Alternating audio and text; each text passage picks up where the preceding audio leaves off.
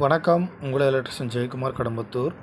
இன்றைக்கி நான் இந்த வீடியோவில் பார்க்க போகிறோன்னா, ஒரு 2 நாள் கழித்து ஒரு வீட்டில் ஃபிட்டிங்ஸ் வேலை நடக்க போகுது.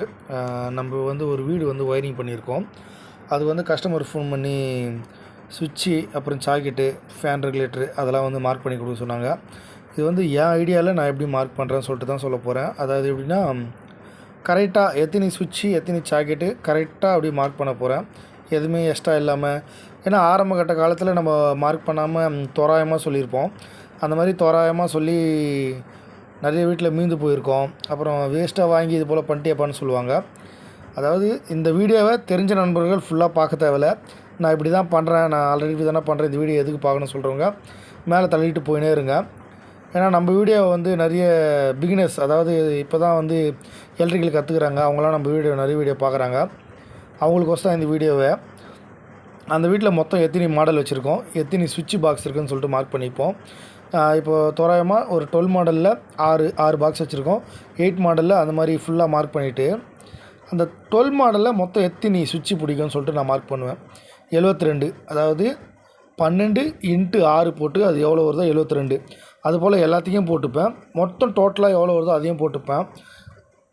அதை போட்டுட்டு நார்மலாக நம்மளுக்கு என்னென்ன தேவையோ அதெல்லாம் எழுதிடுவேன். அதாவது ஃபேன் டிம்மர் அது கம்பல்சரி வாங்கணும். அப்புறம் இண்டிகேட்ரு, ஏன்னா இப்போ வர இண்டிகேட்ரு சில பேர் கேட்குறாங்க. இது நான் நார்மலாக என்னென்ன யூஸ் பண்ணுமோ அதெல்லாம் போட்டிருக்கேன். இண்டிகேட்ரு, அப்புறம் டூ வே கம்பல்சரி ஆகிடும். அப்புறம் 15 ஆம் சாக்கெட்டு எவ்வளோ வேணும், அதுக்கு சுவிட்ச் எவ்வளோ, அதுக்கப்புறம் மினி எம்சிபி. இப்போ ஏன்னா ஏசிக்கெலாம் இப்போ மினி எம்சிபி தான் சுவிட்ச் டைப்போடு அப்படியே போட்டுடுறாங்க, அந்த மினி எம்சிபி. அப்புறம் நார்மலாக யூஸ் பண்ணுறது பெல்லு கம்பல்சரி. அப்புறம் 5 ஆம் சாக்கெட்டு டோட்டலாக எவ்வளோ வருதுன்னு பார்த்து எழுதிக்கின்னு, இதெல்லாம் எழுதிட்டு மிச்சம் எவ்வளோ பேலன்ஸ் வருதோ அதை சுவிட்சு போட்டுருவாங்க. தெரிஞ்சுங்களா? 5 ஆம் சுவிட்சு டோட்டலாக 76 சுவிட்சு அந்த மாதிரியாக போட்டுருவேன்.